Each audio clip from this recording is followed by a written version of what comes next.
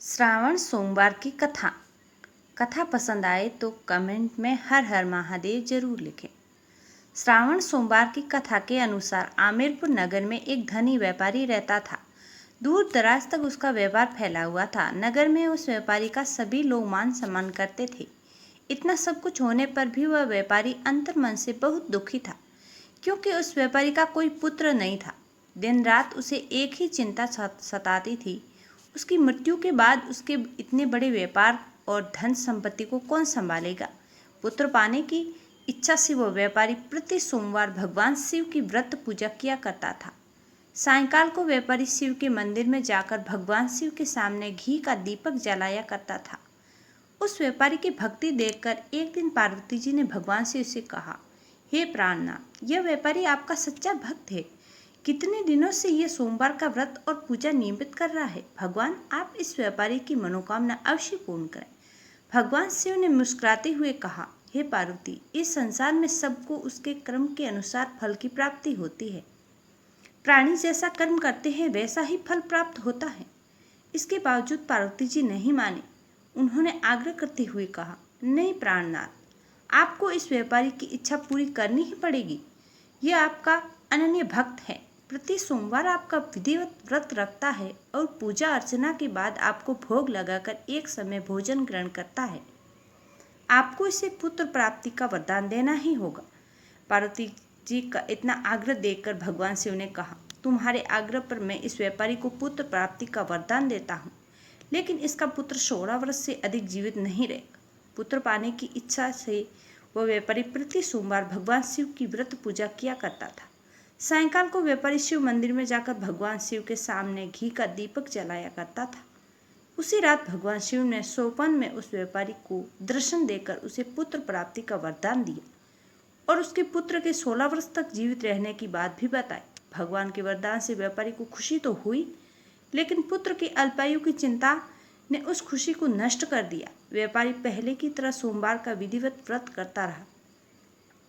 कुछ महीने पश्चात उसके घर अति सुंदर पुत्र उत्पन्न हुआ। पुत्र जन्म से व्यापारी के घर में खुशियां भर आई। बहुत धूमधाम से पुत्र जन्म का समारोह मनाया गया। व्यापारी को पुत्र जन्म की अधिक खुशी नहीं हुई, क्योंकि उसे पुत्र की अल्पायु के रहस्य का पता था। यह रहस्य घर में किसी को नहीं मालूम था। विद्वान ब्राह्मणों ने उस पुत्र का नाम अमर रखा। जब अमर 12 वर्ष का हुआ तो शिक्षा के लिए उसे वाराणसी भेजने का निश्चय हुआ। व्यापारी ने अमर के मामा दीपचंद को बुलाया और कहा कि अमर को शिक्षा प्राप्त करने के लिए वाराणसी छोड़ आओ। अमर अपने मामा के साथ शिक्षा प्राप्त करने के लिए चल दिया। रास्ते में जहाँ भी अमर और दीपचंद रात्रि विश्राम के लिए ठहरते, वहीं यज्ञ करते और ब्राह्मणों को भोजन कराते थे। लंबी यात्रा के बाद अमर और दीपचंद एक नगर में पहुंचे। उस नगर के राजा की कन्या के विवाह की खुशी में पूरे नगर को सजाया गया था।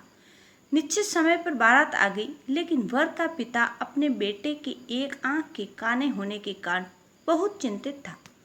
उसे इस बात का भय सता रहा था कि राजा को इस बात का पता चलने पर कहीं वह विवाह से इनकार न कर दे, इससे उसकी बदनामी होगी।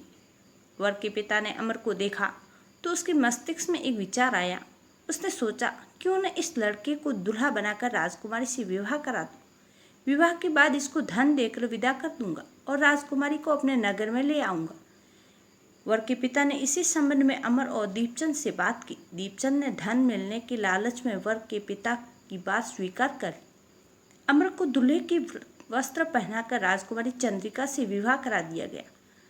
राजा ने बहुत सा धन देकर राजकुमारी को विदा किया। अमर जब घर लौट रहा था तो सच नहीं छिपा सका और उसने राजकुमारी की ओढ़नी पर लिख दिया, राजकुमारी चंद्रिका, तुम्हारा विवाह तो मेरे साथ हुआ था।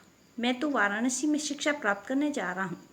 अब तुम्हें जिस नवयुवक की पत्नी बनना पड़ेगा वह कान्हा है।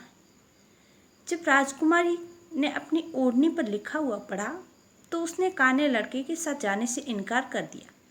राजा ने सब बातें जानकर राजकुमारी को महल में रख लिया। उधर अमर अपने मामा दीपचंद के साथ वाराणसी पहुंच गया। अमर ने गुरुकुल में पढ़ना शुरू कर दी।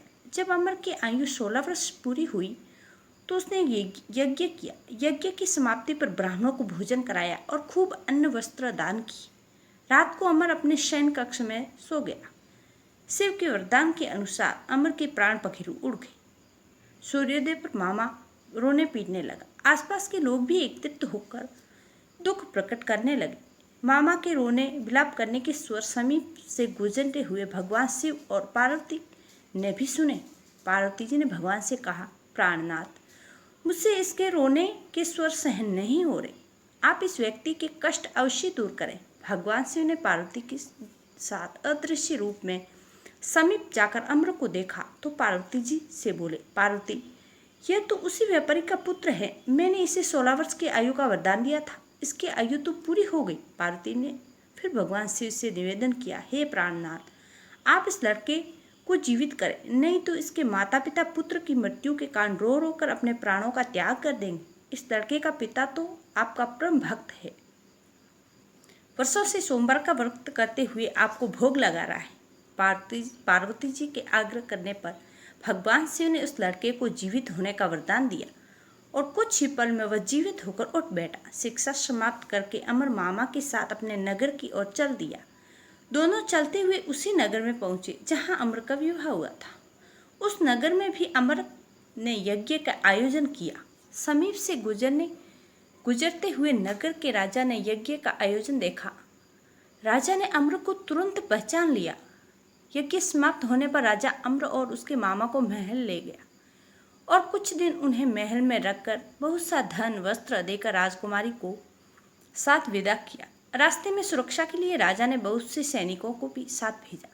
दीपचंद ने नगर में पहुंचते ही एक दूत को घर भेजकर अपने आगमन की सूचना भेजी। अपने बेटे अमर के जीवित वापस लौटने की सूचना से व्यापारी बहुत प्रसन्न हुआ।